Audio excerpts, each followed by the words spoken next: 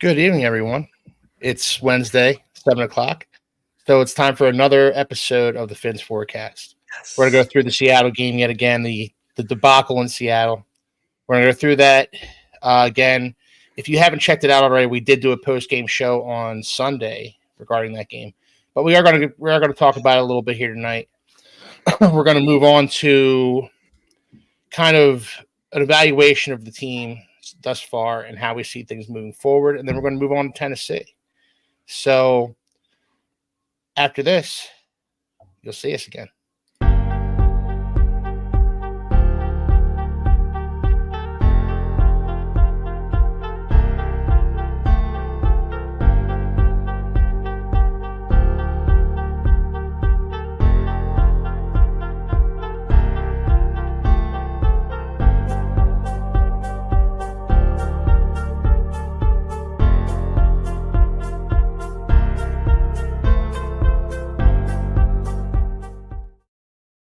All right. Good evening, everyone. We are back. Another episode of the Phins Forecast. I've actually lost track of which episode this is. It's 6, 7. I knew it was going to happen eventually. I just didn't think it was going to happen this soon. I think it's 7 because we had the show Sunday. Yeah, I think it's 7. Yeah. Okay. All right. But, so, guys, how are we feeling today? How are we feeling today? Anthony, how you feeling, man?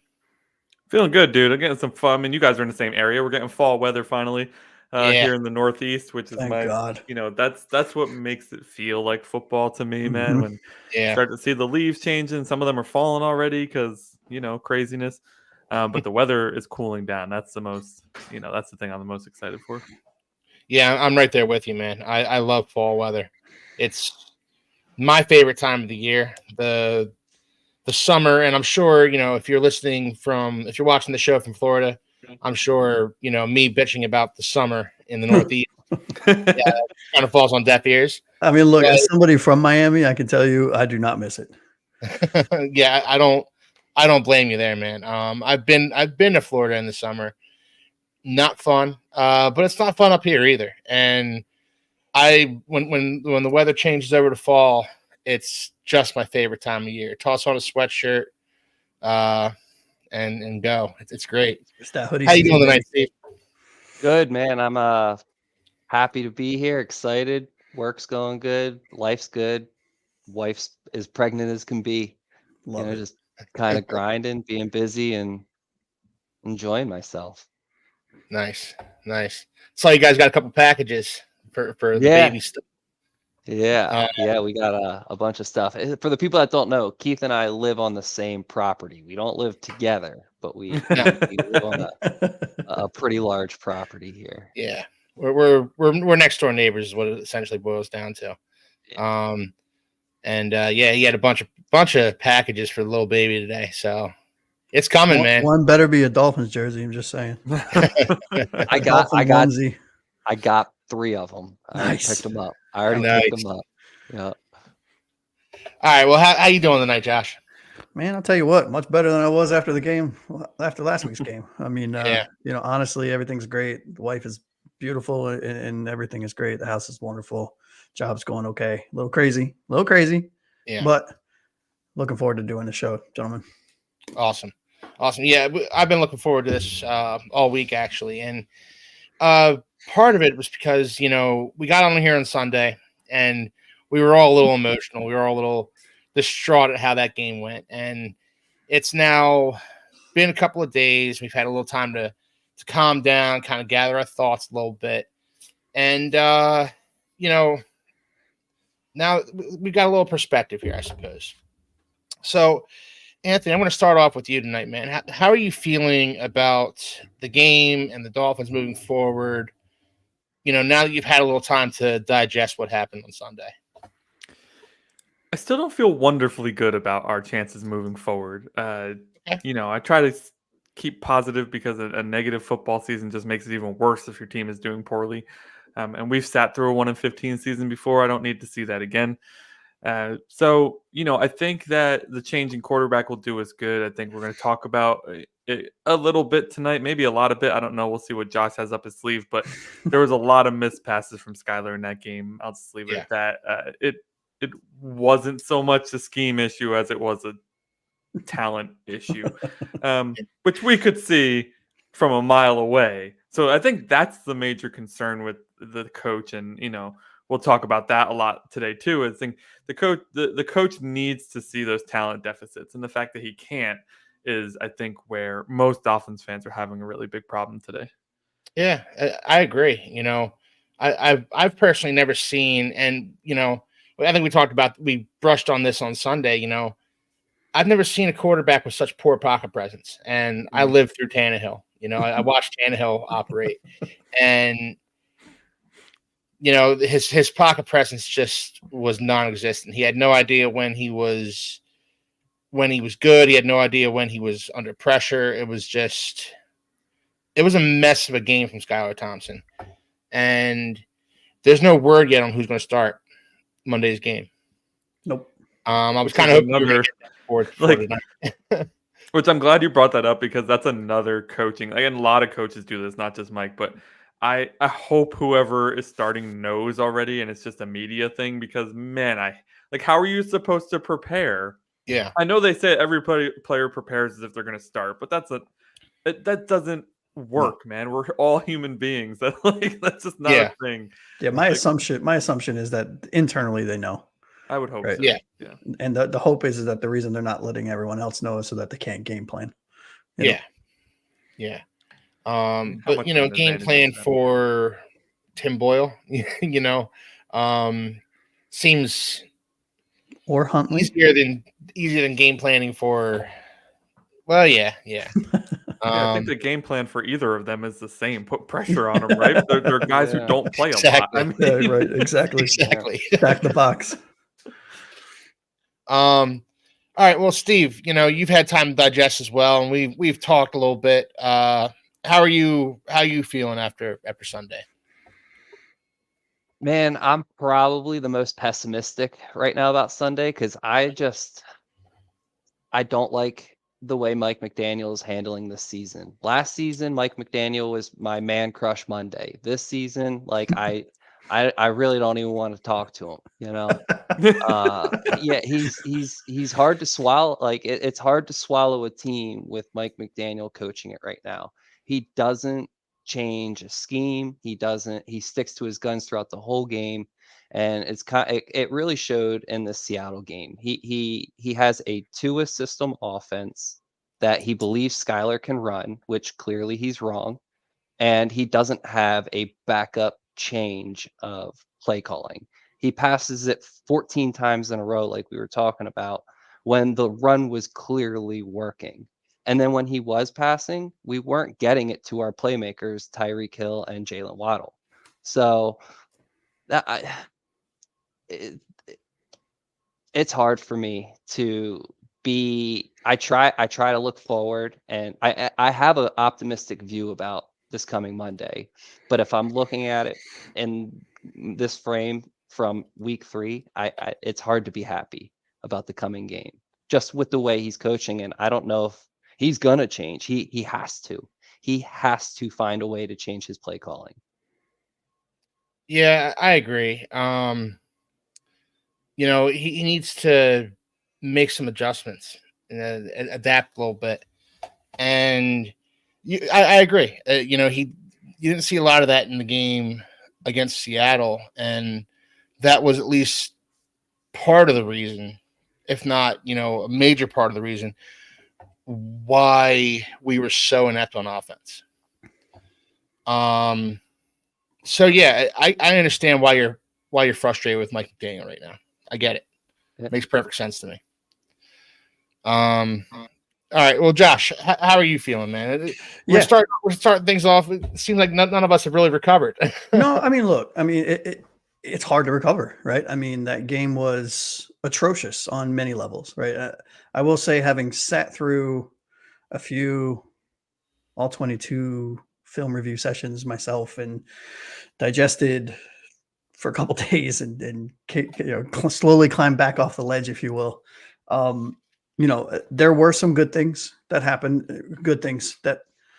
in the game that were letdowns due to what Anthony was saying, due to the talent at quarterback. right? I mean, Skylar Thompson crapped the bed on every single chance he could, and then 17 times on Sunday, no pun intended. And I think Steve was, nail on the head. You know what I mean? I think Mike McDaniel's stubbornness to recognize the talent at the quarterback level was shameful. I mean, that's the only word I can come up with is shameful, because I don't care if Skylar's been in the system for 3 years and Tua's been in the system for 3 years. And yes, Skylar's not Tua and all this other stuff, but he can run the offense. No, he can't. And you should know that. And the fact that you either know it and chose to ignore it, or even worse, didn't recognize it, is troubling. But where I destroyed Mike McDaniel, both internally and externally, about the game plan and the play calling and all, it wasn't as bad as it seemed. There were plenty of plays where the scheme dialed up the right looks. Skylar just didn't see them, or Skylar hesitated and got sacked, or Skylar hesitated and got just drilled and pile drived into the ground. And it just made it look like something wasn't, Mike McDaniel called the wrong play, for example. And, but what was frustrating, and Steve touched on it, we talked about it before the show started, was the inside run game was working, right? I think we had 3 or 4 plays in a row between Achane and Wright that were no less than 8 yards gained per touch. One was called back for holding, but it still worked, right? It was. I'm going to get to these penalties later in the show. Exactly. Yes. Trust me. And it was a Rob Jones. Okay, cool. It was a Rob Jones penalty. Awesome. Let's chalk one more up to his tally for the season. And then Mike McDaniel decided that it would be a good idea to go away from what was working with a Skylar Thompson quarterback and throw it 13 or 14 times in a row before running it again. And that just is, I don't want to use the word shameful, but it is shameful, and it is hard as fans to digest it. His stubbornness is getting in the way, and he needs to call a simpler game plan, which I think either having Tim Boyle in there, who hasn't been here for 3 years, or having Huntley in there, who hasn't been here for 3 years, is going to almost force Mike McDaniel to call a simpler game plan by the nature of the player not knowing all of the intricacies of all of the shifting that happens, which will let players play, which hopefully will produce a better product on the field. Yeah, I agree. So you're kind of touching on what I was going to try and get into next here, Josh, which is sorry. No, it's good. That this is segues, right? Transition. Yeah, exactly. So, you're kind of touching on what I wanted to get into next. Like I said, what does this offense need to look like moving forward in order to be functional? Because Sunday it wasn't. Sunday they were inept. Sunday they would get a nice chunk play and get called back by a penalty, or the drive would just stall from the start and they wouldn't get off the ground. I haven't seen an offense look so bad since maybe the Cleo Lemon days, and we don't want to go back there, but Mike McDaniel is supposed to, yeah, sorry. That's bad. That's how bad it is. Right. Now Mike McDaniel is supposed to be this wonderkind. He's supposed to be this innovative offensive mind. And to this point in the season, I'm talking about even with Tua under center, we really haven't seen that part of I did it again, Mike McDaniel. So what do we need to see moving forward? How does this look moving forward? Steve, I'll start with you this time. What do you think?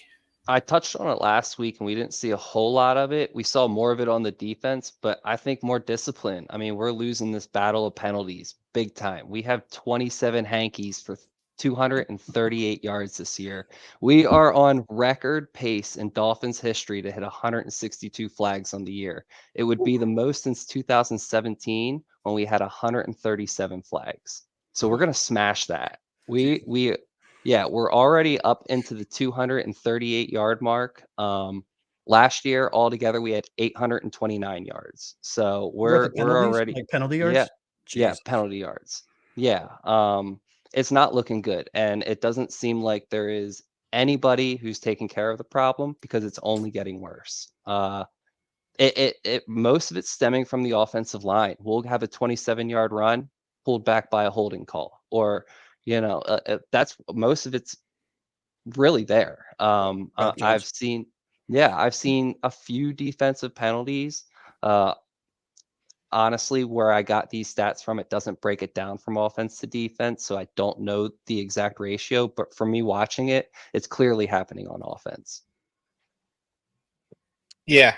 Yeah, I agree with you about the penalties, obviously. It's sorry, I had to switch screens here. Hello, Keith's hand. Hey, Keith's How are hand. you? All right. Sorry about that. Switching Good. screens. Yeah, so I agree with you about the penalties, obviously, Steve. It's a major problem, it's a major issue, and it's something that needs to be addressed. I'm fairly certain we're going to get into that in a little bit. So Anthony, what are your thoughts, man? What do you think? How do you see things moving forward? Yeah, I think I had mentioned to you in Discord that even during the Jaguars game with a fully healthy Tua, we did not look good. And it's funny, I heard a snippet from a show that I don't normally watch, like YouTube was just auto playing before I came on the show. And I think it was the PFF crew, but I don't really know because I don't watch these guys. But they had mentioned how like defenses are just catching up to all the nonsense, right? They're catching up to all of the screens. They're catching up to all the motion. They're catching up to all of these wrinkles that the 49ers staff in particular has been putting in place for the past few years. And the coaches from that tree, they need to adapt, right? They need to adjust. They need to perhaps go back to something more traditional because the defenses are literally just saying, okay, throw it over top, right? And if you can't, then you don't do anything because they're just staying up to cover the screen passes. They're staying up to cover the quick hits. And we've seen that through 3 games now.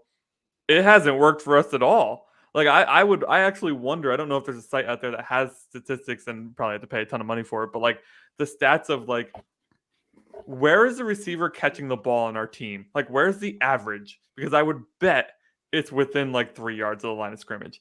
Yeah. It's been really atrocious. So like, Skylar Thompson aside, we're not probably going to see him this week. With any luck, we're not going to see him this week. Whoever does come in, Boyle or Huntley, I mentioned last week, they need to give the team a spark. And I think in order to give this team a spark, you need to sling the ball, right? And when you get the chance to sling it, then sling it. What have you got to lose, Tim Boyle and Tyler Huntley? You were both on practice squads for the majority of this season so far. Like, it's the end of your playing days if you don't do anything with these opportunities. So get out there, throw the ball down the field, and see if you can make something happen. And for the love of God, Mike McDaniel, if the run is working, just stick to it. Yeah. Literally, I if I could add to that, Don't take mine. Don't take it. No, I was just gonna say, to add on to Anthony, like, you have nothing to lose. I'm happier if you throw 2 bombs in the first half and one of them's picked rather than throwing none at all. I'm happier with a pick and an incompletion than not even trying. Or worse, throwing a pick 6 that's like an easy walk-in because you're trying to hit the screen for the 400th time that game, right? Yeah. I mean, let's get a little creative for here. It. Yeah. Yeah, so I had Skylar Thompson's stats pulled up last night. See if I can find them again. But basically, he averaged 5.7 yards a pass. I saw that. This is crazy. 5.7 yards a pass. I mean, and this is a guy who, doesn't have the pocket presence. So you would think he'd be getting the ball out quickly. You would think that maybe, he was just a check down guy, and he was for the most part, but he was also under duress far too often to be a check down guy. At one point at the end of the half, he's dropping back the pass. You're thinking it's going to be a Hail Mary. You think he's just going to toss it deep, and he's back there and he's waiting and he's waiting and he's waiting. He throws a 10-yard pass. This is a guy who didn't have a clue. And Mike McDaniel, to your point, either didn't prepare him enough, or he wasn't able to be prepared enough, or he's not capable of being prepared enough. I think there was just too much going through his head out there. Truly, he just doesn't have the confidence to do what this offense needs. I mean, Tua does not throw it to a receiver. He throws it to a location on the field where he knows the receiver is going to be. Yeah. And Skyler very clearly couldn't do that, right? Yeah. Well, what did we talk about before the game? We said Tua's game was anticipatory throws, accuracy to set up the long ball, the 1 or 2 a game that he throws to Tyreek or Waddle. Skyler is not a quick read guy. He does not have the knowledge or the talent, or pick a term, to be able to do that. But what he does have is a cannon for an arm.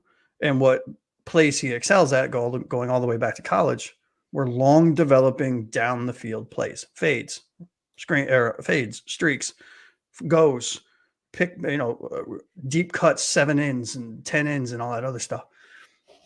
And Mike McDaniel's stubbornness, he didn't call it. He called 3 yards behind the line of scrimmage. He called, running backs leaking out of the backfield, and that's all he threw. And then because he didn't change the game plan, because Skyler can't do what Tua does. Not many can. No, it's true. Yeah. Man, it's rough. You seem down about this team. What's that? I said, you seem so down about this team. Who, me? Yeah. I am. I'm very down. I know. I'm very down. Silver lining, it can only go up. Well, look, it's hard not to feel down. It's hard not to feel down right now with. I was gonna say no. After this week, it can only go up. If we lose this weekend, then it can only go up. So you guys all know the Dolphin guy that comments. Mm-hmm.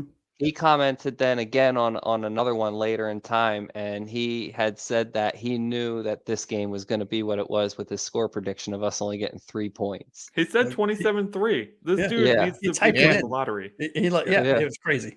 Yeah. That dude is nuts. Yeah, and good on him, because he saw something in this game that I don't think any of us saw, which was Skylar Thompson is not ready.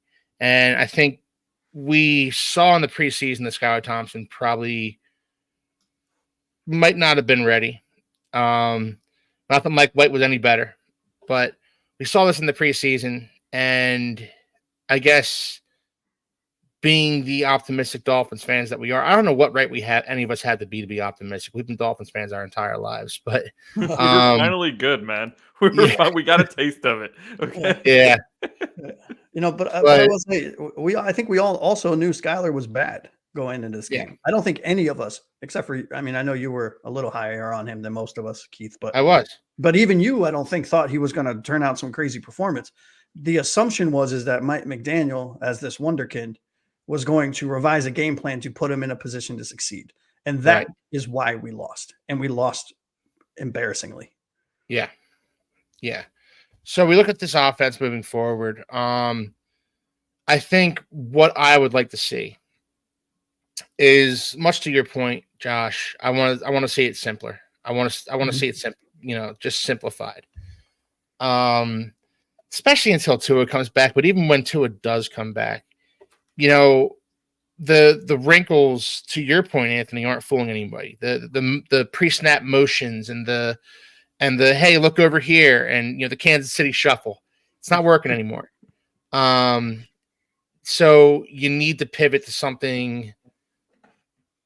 You need to pivot to something more real. You need to pivot to something that looks closer to a 90s style offense. That's just straightforward. We're going to punch you in the mouth. Because now I look, Mike McDaniel is obviously a branch on this evolution of a coaching tree, but this all started with Mike Shanahan. Mike Shanahan, 1998 Denver Broncos, 97, 98 Broncos. They ran down your throat with Terrell Davis with great zone blocking schemes, and it was beautiful to watch. It was. It really was. It was great to watch, and one of the best teams I've ever seen play, because they just beat you down. They enforce their will on you. Smash mouth football. Yes. And I'm not saying this is what the Dolphins need to do. This isn't what they need to be or whatever, but I don't think we have the offensive line for it, first and foremost. But an evolution, maybe you take a step back in your evolutionary cycle and kind of take a step back and look at what made that team so special. Mm-hmm. I heard somewhere it did help that they had a quarterback by the name of John Elway. I mean, well, yeah, it absolutely did. But back then you didn't ask your quarterback to drop back 40 times a game. No. I'll never forget him flipping into the end zone though, because you didn't see that a lot back then. That was like just helicoptered right into the end zone.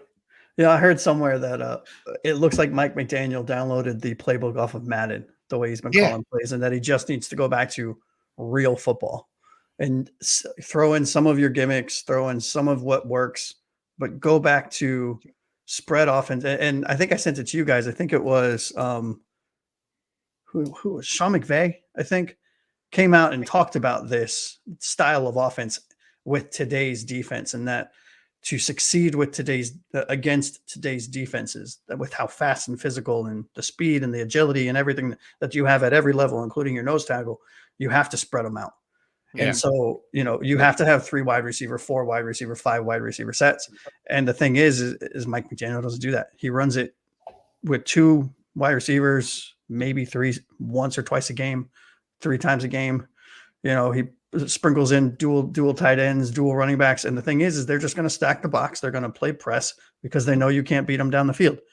And because of the way our offense is structured, we have smaller receivers that aren't physical. We don't have a tall Steve. I think Steve, or maybe it was you, Anthony, that had alluded to early on in the season, like we need a tall physical guy. Right. Steve, yeah. And our offensive line is not made for smash mouth all game. They're lean and fast because they were built to pull. They're fast, they're and they're physical, but they're not gonna carve you up down and push your nose tackle and your defensive ends down the field so you can run it 60 times in a game between the tackles. Not between the tackles, but running it outside of the tackles with pulling guards. And I'm not saying you run it 60 times a game. This is not the 1960s. Larry Zonka is not in the Dolphins' backfield.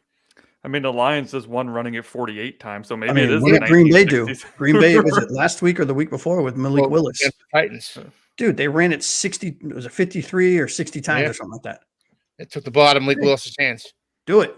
That's back-to-back weeks. So they took the ball out of Malik's hands, and then the Lions took the ball out of Kyler's hands. That's 2 weeks in a row we've seen teams pretty much nerf the quarterback by running the ball. Yeah, and who are the 2 better players this season on our team? It's 2 running backs, in my opinion. Oh yeah, of course. So I mean, like, what do you have to lose at this point? I'm gonna go to this comment from Mr. Snicklefritz here. Do you think there was a little too much confidence in Skyler because he was able to keep the playoff game close last year? I know his stats weren't great, but as fans, we always expect progression. Well, I'll be honest with you guys. I'm guilty of it. I'm guilty of this right here. Yeah. He was able to keep that playoff game close, and I was encouraged by that because at the time he was a 7th-round rookie playing in his first playoff game in Buffalo in the most unfriendliest of confines. So yeah, I was guilty. I was guilty of thinking this, and clearly I was wrong. Clearly, that was faulty thinking on my part. But I've come to my senses. Now I will say this: I did not predict a win last week. I thought it was going to be closer than it was, but I didn't think they were ready to win. So, Josh, I'm going to have you introduce this next segment here. This was your idea. Yeah, absolutely. Yeah. So go ahead. Yeah, really quick to answer Snicklefritz's question. Also, if you don't mind, Keith, I think this had nothing to, in my opinion, this had a lot less to do with him keeping it close in the playoff game against Buffalo last year, and more so about Mike McDaniel being stubborn and having Skyler in this offense in this building for 3 years in a row. So assuming that Skyler picked something up, and I think it came back to bite him in the ass horribly, if I'm being completely candid. I mean, it was just, not good. But this next segment is something that I was thinking about, and actually it spawned from a comment that Anthony made towards the end of last show, towards the end of the first show of this week, which was, guys, I think it was one of your final thoughts, Anthony, if I'm not mistaken. You said something along the lines of, and keep me honest, but this is the football's in quarters, the season's in quarters. We're 1-2. We win this game against Tennessee. We're going into the second quarter of the season 2-2, 500, and let's see what happens. And so I wanted to ask the group, each of you, and Anthony, I'll start with you. What is one word for you to describe this first quarter of the season? To describe this first quarter or going forward? Or going forward, sorry. Yeah. Going forward, I would preach perseverance because we're going to need it, because it seems like the injury bug from last year certainly did not leave. So we're going to need guys who don't normally play a lot to persevere and to get up off their butts and make some plays, right? They say that the NFL, you just need an opportunity. Well, a lot of guys on our team are going to have an opportunity to make something out of this career that I've never been a professional athlete, but I can imagine that making it there is one of the greatest feelings in your life, right? So if they can continue to persevere and put some good tape out there, do your job, 1/11th of your job. Josh, you said that last week. Guys like Holland doing too much, then I think we can make something of this season still. Mm-hmm. Steve, what about you? I like the word aggression that I want to see in these next 4 games. I want to see our leaders step up. Guys like Ramsey. He was a great leader in LA. He was a great leader in Jacksonville. I haven't really seen him. We don't see what happens in the back, but on field, I haven't seen anybody really trying to get this team together. I haven't seen anybody kind of just showing that hunger, that fire. We're seeing it on the defensive line a little bit, but I want to see some real heat. I want to see some real aggression, win or lose. I don't want to lose looking like a bunch of sissies. I'd rather lose looking like we punched you in the mouth at least. So that's what I want. I like it. What about you, Keith? My word is going to be accountability. Ooh, that's a good one. This, to Steve's point from earlier in the show, this is a team that's been penalized just at a ridiculous clip, and it's not sustainable. It's not sustainable for a team that thinks they can, can succeed. I don't know that we're thinking about Super Bowl or bust right now, because it's kind of hard to think that when you're starting Tim Boyle as your quarterback or Snoop Huntley or even Skylar Thompson. It's just not something that's on my mind right now. But moving forward for the rest of this season, for seasons in the future, under Mike McDaniel, who just got an extension, so we're not getting rid of him anytime soon. Like, this isn't something where, this isn't a Matt Rule situation where the Panthers are paying 3 different coaches to not coach their team. Mike McDaniel is our coach moving forward. So Mike McDaniel needs to start holding these guys accountable for their penalties, for their stupid penalties. Julian Hill gets a holding call or a false start or an illegal formation penalty. Okay, that's it. You're done for the half. You're done for the game. I like that Mike McDaniel is a player's coach. I like it. I don't think that you can be a Bill Parcells or a Vince Lombardi type of disciplinarian in today's NFL. You have to treat these guys like men, and Mike McDaniel does that, but I think he does that to an extreme. And there is such thing as taking that to the extreme, and I think Mike McDaniel is towing that line. Mm-hmm. And he needs to be better. He needs to be better at keeping these guys accountable and holding these guys accountable and putting their feet to the fire, making sure they play smart football. Yeah. So I want to see accountability going forward. I like it. Yeah, for me, honestly, it would be the word patience with everything. Just patience. fans, be patient with this team, understanding that there are a bunch of injuries. We're now on to our third quarterback in 4 games. You know, the coaching staff, be patient with play calling. Stop abandoning it at the first sign of, the first sign of something not working, right? I mean, with the run game last week, right? I mean, I think we've all alluded to it. Our run game is very good. It's just the coaching staff decides to throw it 14 times in between each run. And you just, stick with what's working and be patient. And I think with patience comes clarity. And with clarity, the hope is then comes, whether it be tweaking, whether it be, a game plan change, whether it be something whether it be a halftime adjustment, something to put us into a more favorable position than we were when we started. And I think, with patience, that'll come. Yeah. I like it. I like all the words. I think the biggest one, the biggest factor in the success of the season is whether or not Tua comes back, obviously.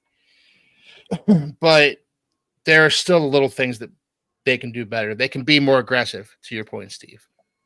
They can be more patient. Us as fans, we have to be patient, and we've been patient for a long time, and it feels difficult to remain patient, but the Dolphins need to be more patient. They need to hold each other more accountable, and all these words. Anthony, what was your word again? Persevere. Perseverance. Yes. So and they need to persevere. All these words combined is kind of what. So all these words combined is what we need to see from the Dolphins moving forward. I'm going to read Mr. Snicklefritz's question here. Do you think Mike McDaniel is the new Greg Roman? Can scheme up runs with the best of them, but lacks creativity in the passing game? No. I personally don't think that. I'll throw it to you guys. I think we've seen creativity in his passing schemes. So I think I just don't.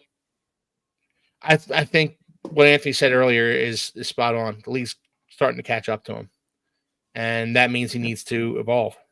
He needs to be better. Anthony, what do you think? That's another good it's word. just like the Wildcat back in 2008 when it was we crushed the Patriots unexpectedly, and then by the end of the year, everybody caught up to that, and it was no longer working as well as and that's how fast it was. That was by the end of the year that 2008 team couldn't really run the Wildcat as efficiently anymore. So like for McDaniel to get 2 full years out of this offense without teams catching up is pretty impressive. But at the end of the day, it's the bad teams catching up now. The good teams never fell for it, right? I mean, we haven't beaten a good team, so it needs to creativity is maybe too high. I think that might actually be the problem.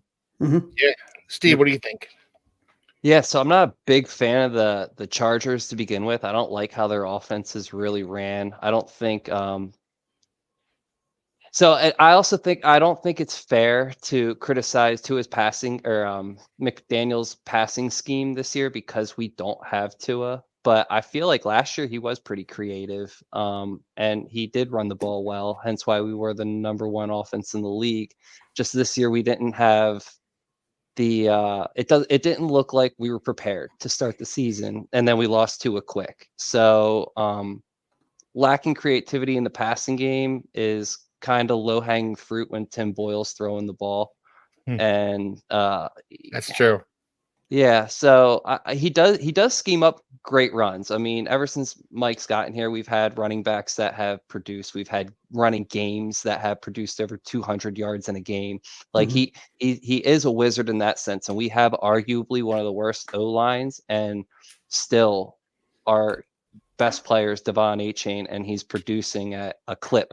So I don't agree necessarily with the comment of Greg Roman, and I don't think he's honestly doing a great job with the team he's coaching at any extent either. Well, I'll push back on you a little bit on that one, Steve, because I think Greg Roman's a fine offensive coordinator for what Jim Harbaugh wants him to be, which is defensive ball control. Yeah. That's not what the Dolphins are designed to be, but the Chargers, they jettisoned all their wide receivers last offseason and brought in 2 running backs. It was pretty evident from Jump Street what they wanted to do with the football this season. Yeah, for sure. Whereas the Dolphins, they've got talent at all levels. They have talent at wide receiver, they have talent at running back, and so a Greg Roman scheme isn't going to work for the Dolphins. That's not the kind of coordinator we want. That's not the kind of head coach we want, and that's not the kind of coordinator that we have, in my estimation. I think Mike McDaniel's more than that and better than just good running schemes. Yeah. You know what I'm saying? Mm-hmm. Mm-hmm. Yeah, I think Mike McDaniel, coming from San Fran, was touted as the running game guru, and we could see it. His scheming, his scheme in the running game has been outstanding every single year, and I think he excels with the passing game as well. I mean, to your point, to all of our points, I think if you look at last year alone, I mean, Tua doesn't lead the league in yards, and this offense doesn't lead. I think we were 1 or 2 in total yards. Total yards, total touchdowns, et cetera, et cetera. That doesn't happen if we're just an okay passing team and a really good running team. The problem is the problem that we're running into now is that, and Anthony, you alluded to this, defenses catch up. I mean, it's not just everyone wants to talk about, oh, this is an offensive league. Well, defensive players and defensive coaches get paid a lot of money too. Right. And it's on you have to be playing chess when everyone else is playing checkers, specifically on the offensive side of the ball, because you cannot continuously do the same thing for multiple years in a row and expect the same results. Nope. What you did last year was amazing, but don't get comfortable. Don't hang your hat and don't think it's going to work again, because you got to start all over. You got to prove it all over again. You're each player at each position, each coach at each position that they're coaching, including the head coach.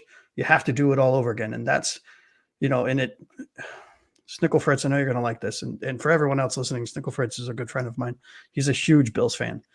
But you look at Buffalo, look at the coach, look at the quarterback, look at the running back, look at the offensive line. They do it year in and year out. That is how you build a sustained winner, is by keeping your core principles, if you will, on offense and defense, but every year making minor tweaks and some major potentially to keep the opposition on their toes. And that is what we are not seeing from Mike McDaniel this year, in my opinion.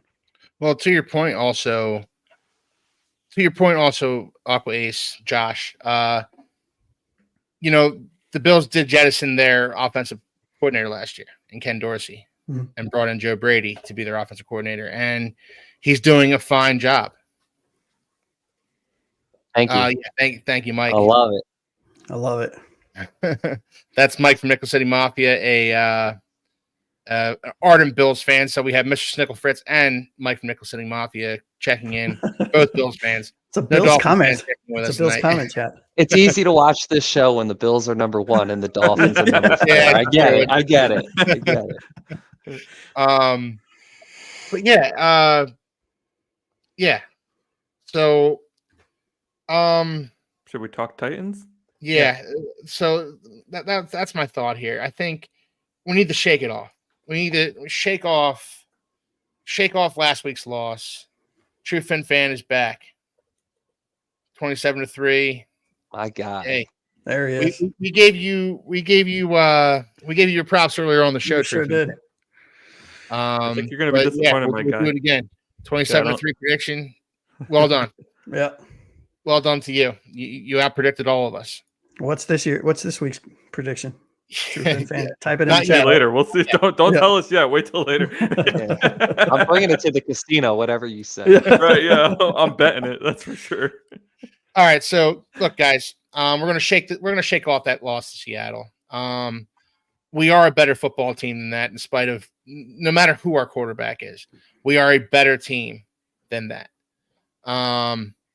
So we're going to move on to Tennessee. We have the Tennessee Titans coming to town, coming to Hard Rock Stadium for Monday Night Football, the scene of the crime last year when the Titans upset us and kind of derailed our entire season. We were supposed to win the division, and that's where our collapse started last year against the Tennessee Titans. We looked kind of inept in that game too, but we were able to kind of build a 2-score lead, and then we coughed it up. Rough game.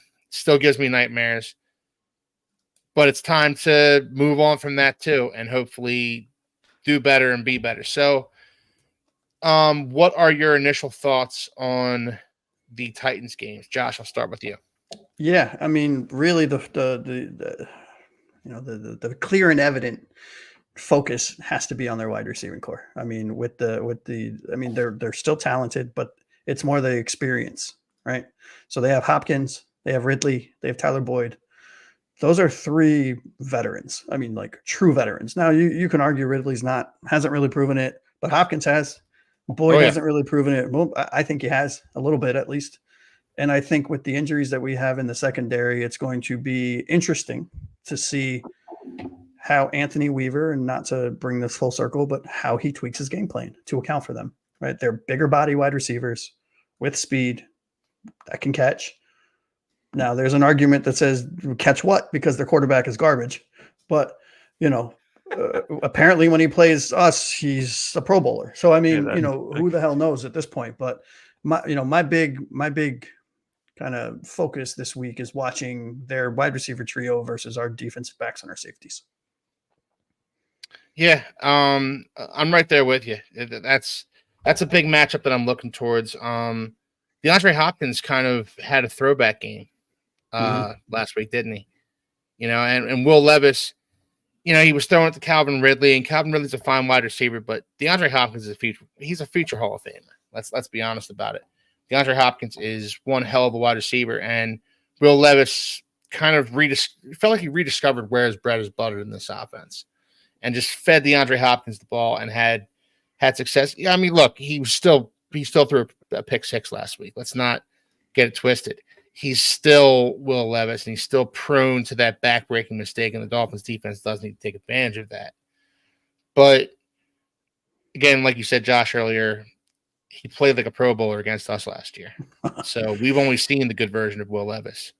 No other team really has, but we have. Anthony, what do you think? I think Tyjae Spears is the one to watch, man. Okay. This guy, he only ran it 7 times for 29 yards last year, but he caught 6 for 89. And he's continued to do the same thing this year. Just last week against the Packers, he caught another 4 for 54. So he's like our A-chan when it comes to that out of the backfield. Even though they signed Tyler Boyd to be their wide receiver 3, it seems like Spears has been kind of filling that role more. And that's what you get with a quarterback with no confidence and and not the most ability. Which I'm not saying that Will Levis doesn't have ability. He was very highly touted coming out of college, but so far we haven't seen it, right? And well, except for the game against us last year. Yeah, so like defensively, I want to see our 2 new shiny middle linebackers get a lockdown on Spears, right? We had Baker last year, and I don't even remember who the second middle linebacker was. That's how good he was. This year we had David Long last year too. So we have David Long returning, but we have Jordan Brooks, who has been all over the place. This year he's been, I don't know if that's a good or bad thing. It looks good to me, to the untrained eye. It could be bad for all I know. But he's looked pretty good out there. And offensively, I think we talked a ton about it already. We would simplify and run the ball, simplify the passing game and run the ball. Particularly this team has not intercepted a single pass this season so far. 0 interceptions. So let's not be the first, right? Yeah. And let's take advantage. Let's get the ball to Tyreek, get the ball to Waddle, and get the ball to Achane. And good news on that front, Skylar's not playing, so there shouldn't be an interception. Thank goodness. Well, let's hope. Let's hope Skylar's not playing. I hope he's okay. I hope he's not injured too badly, but I would like to see somebody else be the Dolphins quarterback. Brother, you are far too polite. I hope he never plays another down for this team. Okay, same. Yeah, I don't even want him on the practice squad. Enough's enough. True Phins fan with the comment. Yeah, so the defense is not the problem. They've allowed 14 in total in the second half. It's this predictable offense. The coach having no prep, no in-game adjustments. Achane is our Marshall Faulk. Yeah. I love that comparison, by the way. Yeah, that's a pretty good comparison. Same number and everything. Yeah, I agree with you, true Fin fan. The defense wasn't the problem last week. The defense actually held their own and kept the Dolphins in it much longer than they had any right to be in it. So yeah,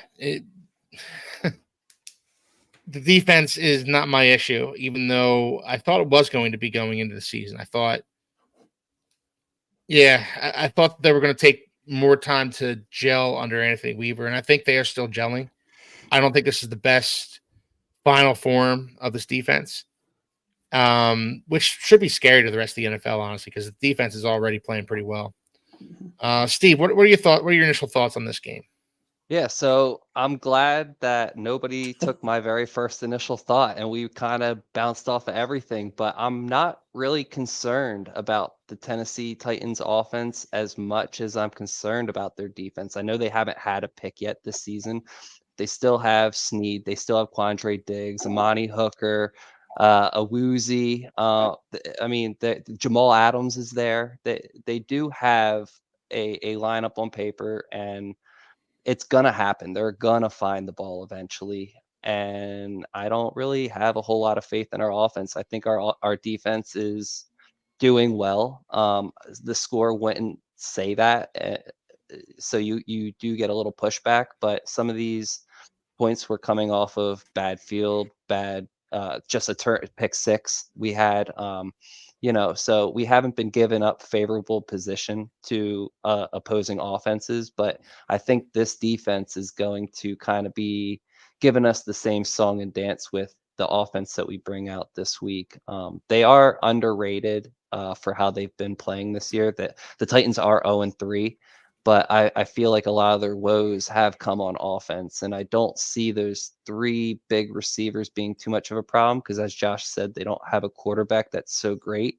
I think that it's going to be their defense that's going to – I think it's just going to be a complete defensive battle this week. I think it's going to be an ugly game, but I think that's what we're going to essentially be watching. To your point there, Steve, all those names you rattled off, I mean, like, they're some of the hardest hitters in the league, and we have like one of the smallest offenses in the league. Like, that could be a real problem for us. Yeah. I mean, they have a lineup there, and like, there's deflections, there's rebounds. I mean, we saw already rebounds off shoulder pads of receivers that we cut like that. I mean, these guys are going to either A, light us up in the secondary, or B, just cause initial problems right off the rip by jamming us on the line. And then, they have Jeffrey Simmons as their defensive tackle. Arguably he could be right over top of Robert Jones. And if that's the case, there's a big problem right there. We're going to have to don't forget Javondre Sweat, man. Yeah. Hey, and Armstead's out. Armstead's out with concussion. If Tua can't play, I'm assuming Armstead can't play. Patrick Paul, baby. They better put Patrick Paul in there. Patrick Paul, the mountain of a man. And I hope that there's no gel with that. So for the very first game, my expectations are low. But for him and his career as a Miami Dolphin, I do have high expectations for him. It's just we're playing him really soon. We knew we knew that Armstead wasn't going to be healthy all year, but it's going to be a defensive grinding game, and I think we will get good eyes on some of Patrick Paul this week and see what he's made of. He's going to have a test. There's no doubt about it. Landry's coming. It's going to be a good game. Yeah. Anthony, need to see the pass rushers come alive this week. Levis sacked 8 times last week. Yeah. It's chop season, baby. Chop, baby. Chop with 2 sacks. Calling it now. Yeah. That would be I would be so happy. Somebody asked me in Discord, how's Chop been doing? I said, well, he's on the roster. Haven't seen a lot. Statistically not great, but I think performance-wise, he's been fine. I mean, he should have had 2 or 3 sacks against Buffalo, but Josh Allen is a freaking beast. So I think he's been okay. He has been doing okay, and he's gonna obviously rotate in. Paul was an animal. Let him eat. Yeah. But he's gonna rotate in. in this, he's probably going to sub out for Emmanuel Ogbah on passing downs. And that's what they've been doing. Yeah. And, it'd be nice to see him get his first sack. It'd be nice to see the Dolphins get after this Titans offensive line. And this Titans offensive line can be had. It was the weak spot of this team back when Ryan Tannehill was the quarterback. It was a weak spot of the team last year. It was a reason why Derrick Henry had a down season last year, in my opinion. Mm-hmm. I think he's okay, by the way. 156 yards rushing last week. Yeah. I think Henry's fine. Yeah. I have an interesting question for everyone here. Jalen Phillips has more sacks than our defense combined has interceptions. Who do you think? Do you think Phillips has more sacks or our team has more interceptions? In this Just game? on Sunday? In this game. Yeah. In this game? Easy. Yeah, I would take Phillips. I'm going to give 1 interception and 2 sacks for Phillips, I think. There you go. I love it. Get the interception too, or? No. Holland, probably. Yeah. Oh. Yeah. Watch it be Poyer, right? I did see True Fin Fans prediction here. He likes he likes what Steve was saying. He probably doesn't like what Steve was saying, but he agrees with what Steve was saying. He hates it. But that means we're not going to score a touchdown. Dang it! Nostradamus. But he agrees with what Steve was saying regarding how this is going to be a defensive battle. So I like the question from Snickleford. I was about to put that up there. Go ahead. I was dying when I saw it. If I had to choose between those two, I'm running the Wildcat. Yeah, bring Ronnie Brown out of retirement. He can run the Wildcat for us. Oh, yeah. He's got a passing touchdown or 2. Yeah, he does. Sure he does. He's a lefty, just like Tua. Love it. All right, so how do you see this game going, guys? This is kind of what we're getting at here. We're getting to the crux of the matter. How do we see this game going? Steve's already said he thinks it's going to be a defensive battle. Anthony, what do you think, man? Because I have a hard time actually getting a read on this one. I'm asking for general thoughts or my score? General thoughts. How do you see this game going? It's going to be ugly. We're going to watch 2 bad quarterbacks struggle against 2 defenses that are NFL defenses, regardless of if they're playing well or not. They're going to take advantage of a bad quarterback. But I do truly think that this is a game that the defense can win. I thought that last week that was a mistake. Seattle's offense was better than I had given them credit for. But, Titans have scored 17, 17, and 14. I think that our defense can probably score 14 themselves, perhaps. So maybe if we get a field goal or 2 out of our offense, we could stay in it. I foresee an ugly Monday night game. Everybody's going to be watching the other one. Not me.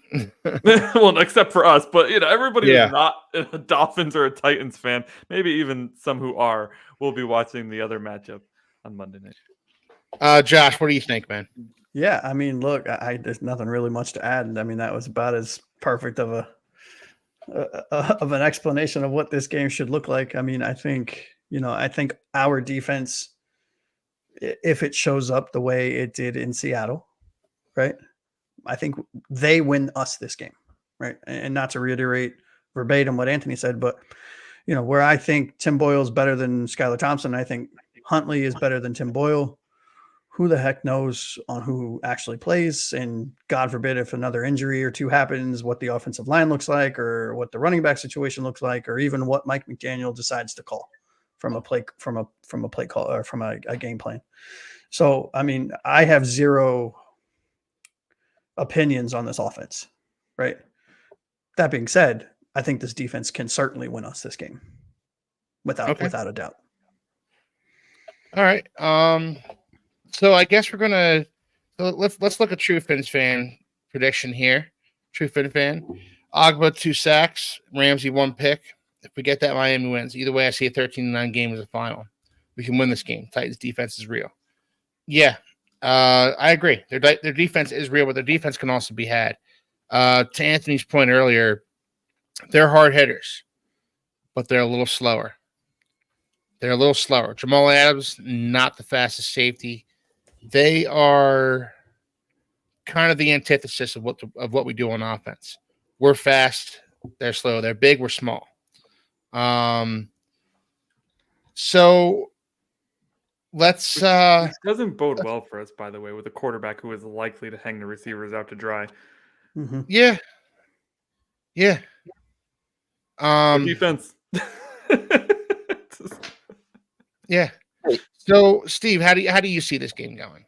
So honestly, I'm just going to make this short real quick because we already kind of know how I see this going. I see this going as a defensive battle, but I do have to say that if Miami doesn't come out with this win, because it is going to be against a bad offense, we don't have to score a lot of points to win this game.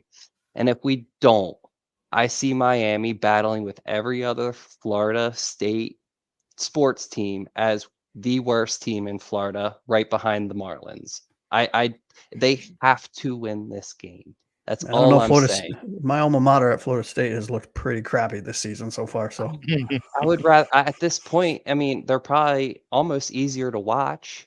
They're probably at least scoring touchdowns. I'm not gonna lie to you. I haven't watched one Florida State game. I am a U fan, but yeah, I know. When you said Florida State, I kept it quiet for a while, but I'll let you know. Well, look, Cam Ward looks like a freaking MVP All-Star, man. Well, regardless, if they can't win this game, if they can't find a way to put some points on the board, I really do think that we're in line for the worst team in Florida. And I don't want that to be. And I really hope that we get that aggression, we get that perseverance, we get, all that other I hope we just gel. That's what we need to do. We need to look like a team, and that's what I do see this game turning out that way a little bit. I do think that we kind of somebody's got to be getting into somebody. Jalen Ramsey's got to be getting loud in that locker room. Tyreek Hill's got to be getting upset. It's got to be embarrassing making all that money and just knowing that everybody's staring at you and like, dude, what are you doing? It's got to be embarrassing. I know I would be. So we have to win this game. We can't be on that pedestal as the worst Florida team. Like it can't happen. I would be super upset with that. We already beat Jacksonville, so I mean it's fine. Yeah, that's true. But there were reports, we're battling with the Jags. Yeah, I mean there were reports that there were a lot of adult conversations. Thank you. In a lot of player only meetings this week. So defense have had player only meetings. Huh? I hope it's resonating. Yeah, I mean all they need to do is watch this podcast and we can tell them exactly what they need to do.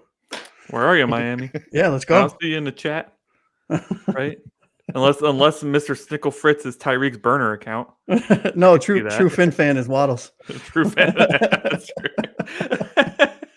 What do you think, Keith? What do you see this game going? I haven't heard your opinion on it yet. It's a tough game to predict. It's a tough game to gauge because, first off, I don't know who the Dolphins starting quarterback is going to be this game. So that's first and foremost.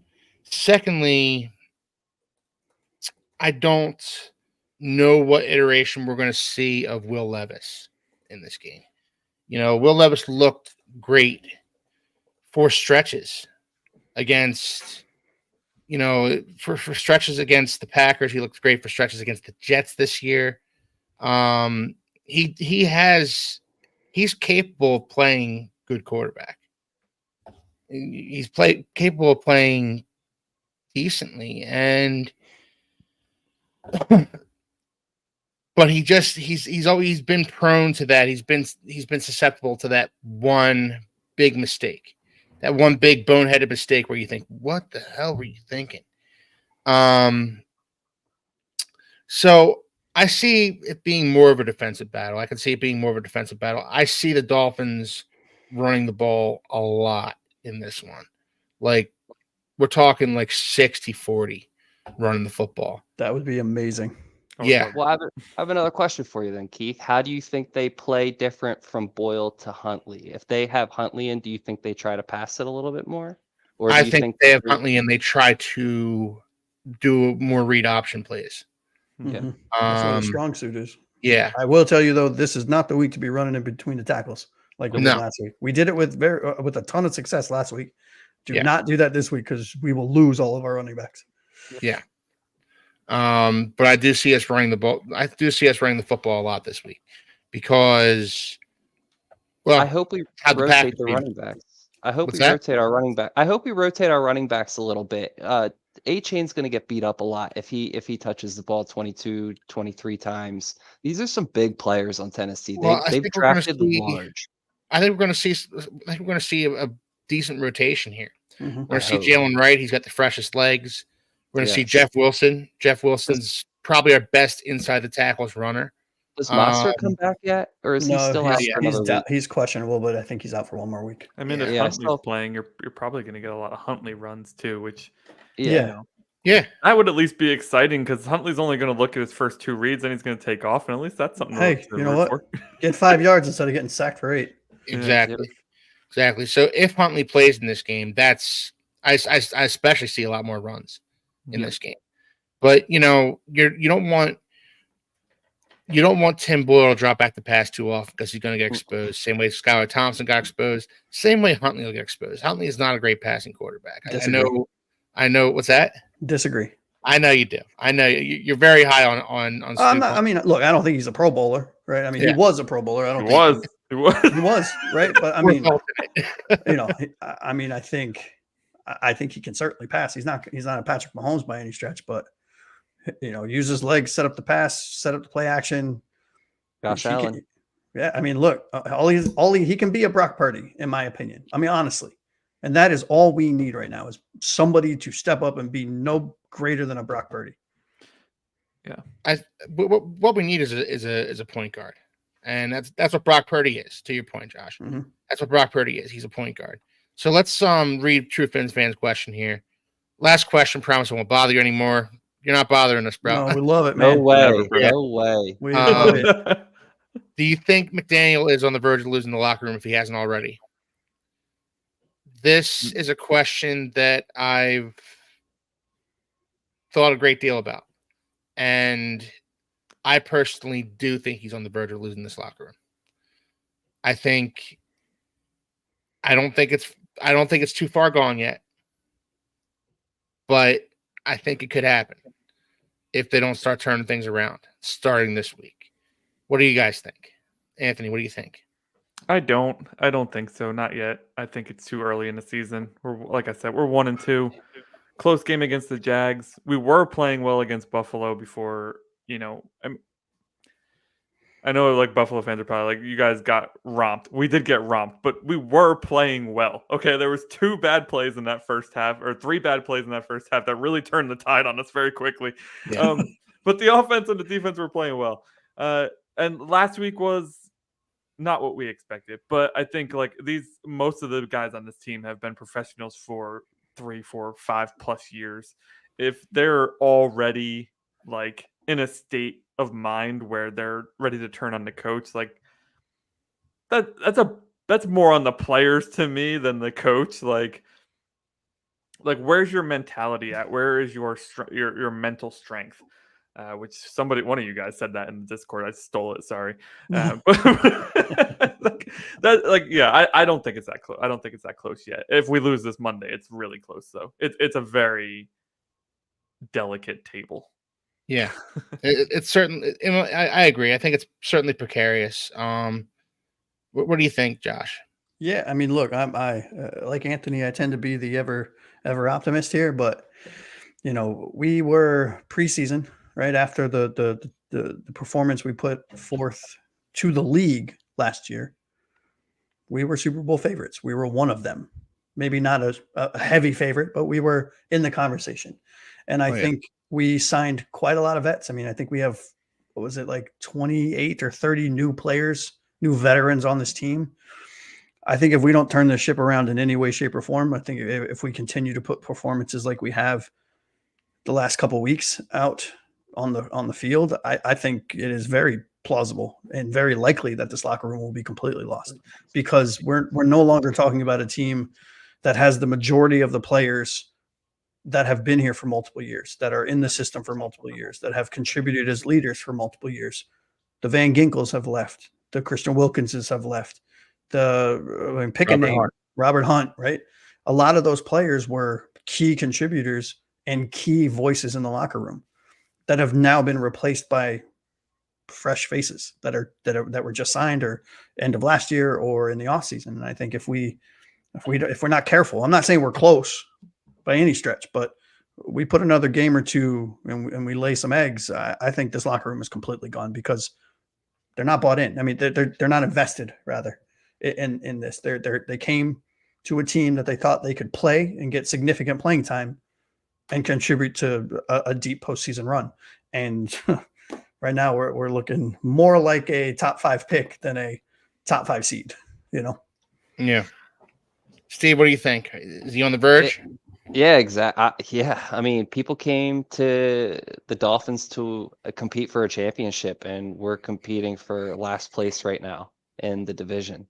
It's not a good place to be in that locker room, I would assume. And if people are having, adult grown men talk with each other, people aren't happy with their progress. People aren't happy with, sticking up for the man next to you, playing for the man next to you. Then that next man up mentality that Anthony was saying, like that has to happen here. That like next man up has to play well. And if it doesn't happen, I do think that locker room's gone. As Josh was saying, we got so many not extra players, but within the last 2 years, a lot of players have come to Miami to win. And it doesn't look like we're winning if Mike McDaniels goes for another 4th and 4 in field goal position, I'm going to lose my mind. Just get the points. I don't care if we're down 2 touchdowns. Just give me some points, Well, beat the over in Vegas for once or something. Especially given who our quarterback's going to be the next few games. You need to take the points if you can get them. Just give them to me. It's all I want. Throw the analytics out the window when your quarterback is barely played. Yeah, and for the love of God, don't go for it on 4th and 5 inside hour 50. Wait, but we punted it on 4th and inches, though. Yeah, figure that one out. We go for it. Tim Boyle's first drop back was on 4th and 5, and we went for it. And then 4th and inches, after running the ball consecutively very well, he decides to do a screen pass behind the line of scrimmage that gets blown up. Figure that shit out. After he does that, time has to just be so blurry to him. He's got to feel like he's in a cartoon or something where nothing can go right and everything's just gonna be going wrong. It's crazy. So we have Anthony checking in here. He's a Packers fan, friend of Steve's. So yeah, look at the blueprint that my Packers used against him last week, and that's where my mind's at right now, Anthony. When I say the Dolphins are going to run the ball on them a bunch because they kind of have to. Yep. Yeah, Packers threw 19 times last week. Yeah, but Malik Willis was like 11 for 15 for like 200 and something yards. 13 for 19. Yeah, they only threw 19 times last week. Yeah, 13 for 19. And that's kind of the sweet spot for where we want the Dolphins quarterbacks to be throwing it to. 19, 20 times and run the ball. 50. They ran at 37, but I'll take 50. That's a lot of plays right there. I have a question for you guys. So I don't know if you've seen this, but we are the only team in the NFL who has not held the lead yet in a single game. Obviously, our win was a pretty much a game winner walk off against Jacksonville. Do you think that we lead at all against the Tennessee Titans, or do you think it's a battle all the way up? Yes, I do. Yeah, I think we get a field goal to take the lead in the beginning. Do you think we get it right off the bat? Yep, 3-0 on the first drive. Let's get into it then. That's a nice. Some more transitions here. Some more segues. We're getting better at this. Good at it. Yeah. All right, Steve, give me a score prediction, man. Yeah. So I've been using. It's sticking with me. I don't even know why. I hate the number. It's not even a number I like. It's not a number I definitely don't like in the NFL.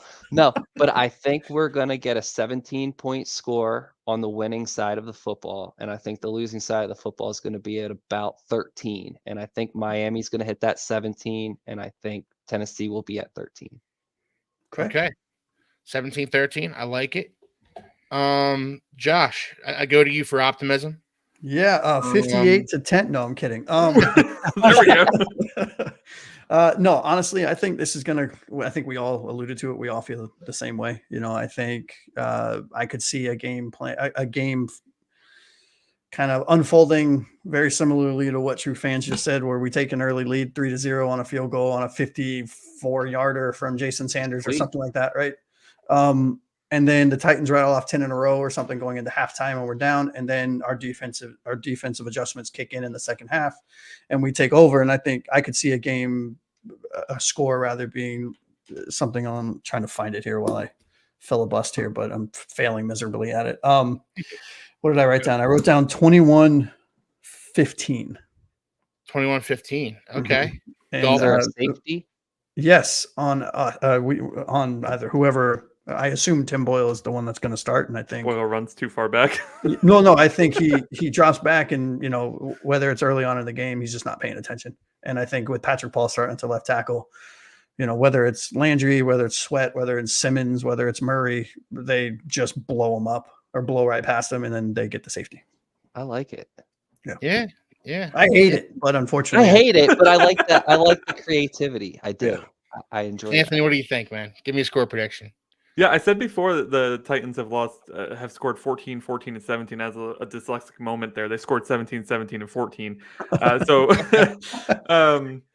I'll give them 14 again, and I will give us 17. Another game-winning field goal for Sanders. It's going to be an awful game for us because it's going to be tied most of the day. Similar to the Jaguars game, I think they do just enough to get us over the hump, and none of us feel good about it on Monday. Well, hey, I'll feel good about a 2-2 first quarter of the season, man. I'll feel good about a 2-2 record, but I won't feel good about barely beating the Jaguars and Titans. I can tell you that. Well, I'll tell you this: the bar's been lowered without Tua.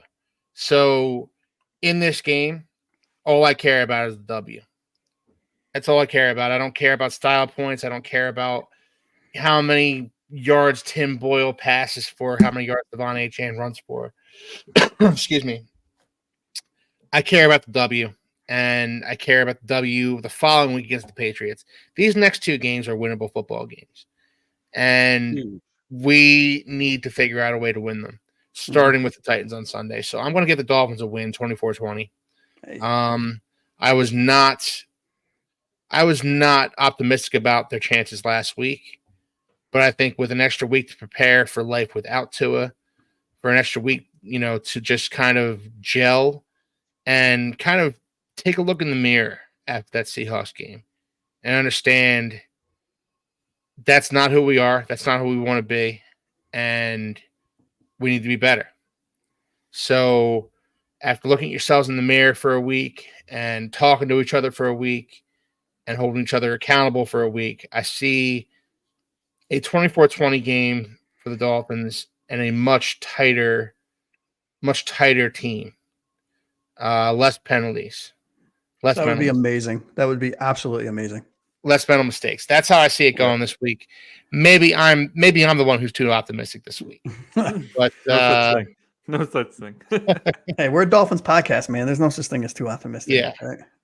Yeah. So I spent the last 2 decades not being overly optimistic for no apparent reason. Yeah. I remember when they signed Ndamukong Suh. What's my best friend who's a Patriots fan? Well, Tom Brady better be scared. Well, Okay. Yeah, I remember when we passed up on Matt Ryan from Boston College for Jake Long and paid him $78 million as the first round pick. Wait, but we got Chad Henne. Oh, well, hey, yeah, there's that. Yeah. Yeah. So look, guys, we've gone through the score predictions. We've gone through the Titans game. We've gone through the Seahawks game. Give me your final thoughts. Steve, I'll start with you. What are your final thoughts? Yeah, I think it's just going to be a good week of football. I think we're going to have a good Sunday. I don't think there's going to be too many upsets in football this week. I think football is going to be scripted the way football should be scripted, and Miami Dolphins are just going to come out with a little bit of a win. On Monday Night Football, baby. On Monday. Yep. I do know they're playing Monday Night Football. I was saying Sunday. No. I'm saying Monday. Prime time is like our kryptonite, apparently. So. Yep. No, yeah, we're terrible on prime time. We're terrible at night. We're terrible on TV. We're terrible away. But maybe things will change. This is a home game, though, isn't it? Yes, it is. Yeah, it's a home game. This is a home game. Anthony, give me your final thoughts, man. I'm actually going to give a shout out to a player who played in a time before we existed. Mercury Morris passed away this past week. Yeah. Not a guy I ever got a chance to watch, but I enjoyed watching him pop that champagne every year to celebrate the 72 Dolphins being the only undefeated team in NFL history. Really sad to see him go. I think he was only like 74 years young. 77, I believe. Oh, sorry, 77. Still too young. Yeah. Shout out to his family. Prayers with them. He's up in the Dolphins heaven now, where they never lose. Yeah, big shout out to him. That's all I had to say on that. Really gonna miss watching him. That's a great shout out there, Anthony. I wish I would have thought to shout him out earlier, actually. So well done. Josh, any final thoughts, man? Out of respect for Mercury, I'm not going to add anything else because that was the perfect thing to say right there, Anthony. It was. It really was.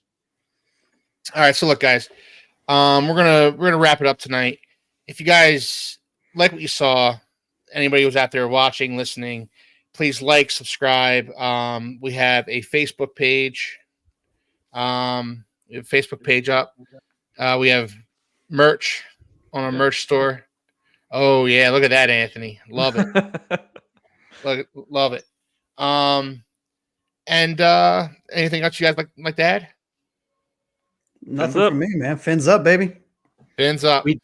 On Sundays, when we play on Sundays, we do have a post-game reaction show. We won't be doing one this Monday. It just will interfere. It'll be a little too late. We all do have regular day jobs. But we will be doing I'm a trustful baby personally. Yeah. Aren't we all?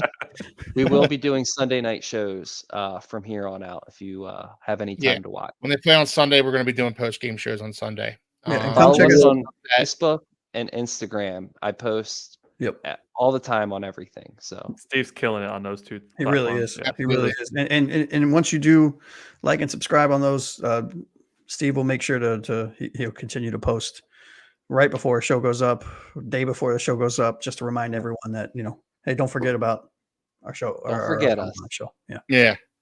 Yeah. True Fin fan, we're not going on this Sunday because they're playing Monday, but on Sundays after a game, we'll get on and do a post game show. That's where game balls and jock straps will be revealed too. Yes. Let me tell you something. The best segment in sports media. Are you able to flash that up on the screen? I sent it to you in Canva. Do you want me to send it to you again? Who are you talking to right now? We'll flash it up next show. But look, guys, subscribe. We will see you guys next Wednesday at 7:00, and we will have jock straps and game balls for you. Yeah, buddy. All right, guys. Fins up. Have a nice night. Later.